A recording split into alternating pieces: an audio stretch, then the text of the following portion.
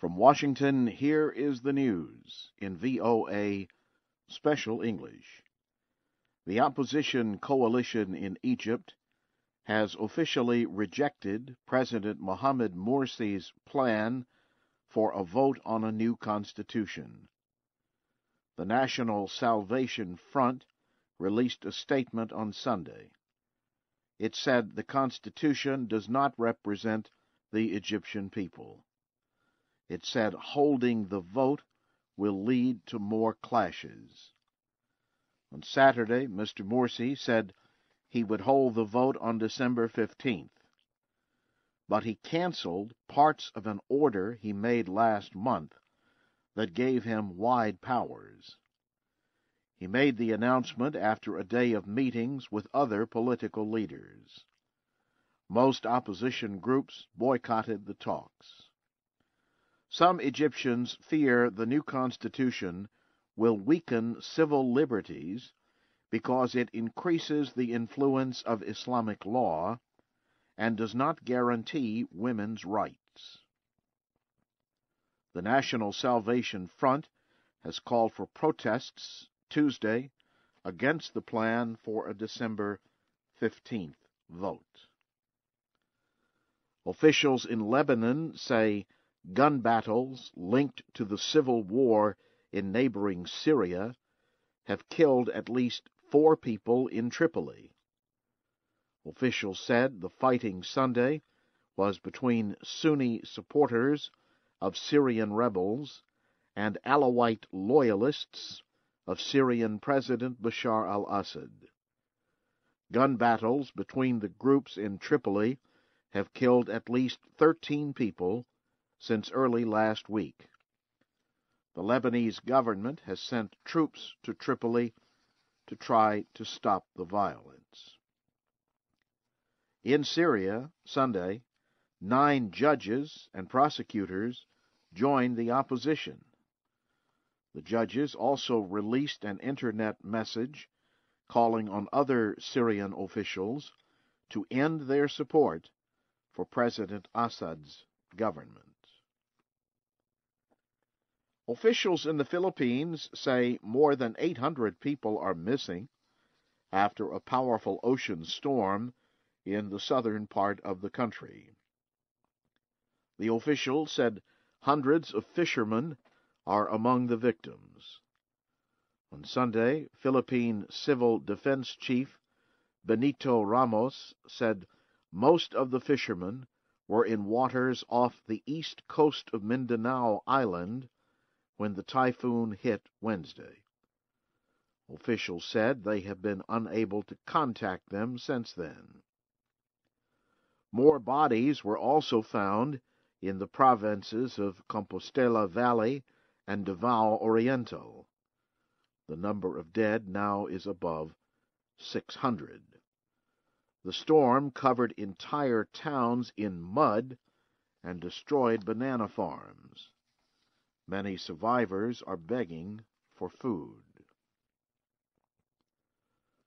Ghanaian President John Dramani Mahama has won re-election.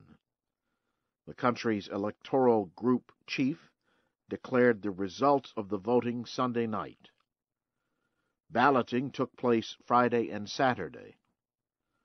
Mr. Mahama was competing against opposition candidate Nana Akufo-Addo. International observers say the vote appeared to be held in an open and honest way, although there were some technical problems. African Union forces and Somali government troops have captured the town of Jowhar from al-Shabaab rebels. Witnesses say troops entered the town Sunday morning and briefly fought with the rebels before gaining control. Several al-Shabaab members have confirmed that their forces have left Jowhar. The town is about 90 kilometers north of the capital, Mogadishu. Islamist rebels had controlled Jowhar since 2009. The Somali government now controls large parts of the country's south, including the capital and the port city of Kismayo. Rebels in the Democratic Republic of Congo and government officials have begun peace talks. The negotiations started Sunday in the Ugandan capital, Kampala. A representative of the rebels, Francois Ruchungoza, blamed the country's conflict on poor governance. Congo's Foreign Affairs Minister, Raymond Chibanda, protested the statement. The rebels were at one time part of the Congolese army. They left the army earlier this year. They said they were victims of discrimination and poor treatment. Venezuelan President Hugo Chavez is returning to Cuba for more medical treatment. Mr. Chavez spoke on national television Saturday night. He said doctors found more cancer on his last visit to Cuba. They said it was, in his words, absolutely necessary that he have an operation to remove the cancer. He had returned from Cuba the day before. Mr. Chavez said Vice President Nicolas Maduro would take control of the government if he was unable to continue in office. Mr. Maduro was named Vice President in October. Mr. Chavez urged his supporters to vote for Mr. Maduro if an election were to be held. If Mr. Chavez leaves office, a new election would be held within 30 days. Mr. Chavez is to be sworn into office for a third 6-year term on January 10th. He has been president since 1999.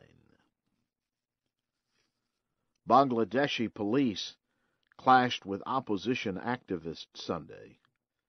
At least 2 people were killed and more than 200 others were injured. Most of the violence took place in the capital, Dhaka, and a nearby town. Supporters of the opposition had gathered across the country.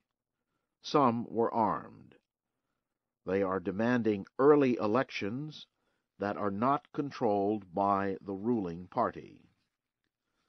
Officials say police in Dhaka used rubber bullets and tear gas to stop protesters from blocking roads at demonstrations across the city.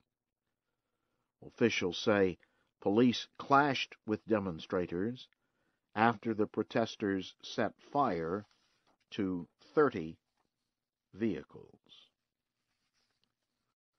Studies of Romanian voters suggest the country's ruling alliance will easily win parliamentary elections held Sunday. 2 studies showed Prime Minister Victor Ponta's ruling Social Liberal Union is expected to get about 57% of the votes.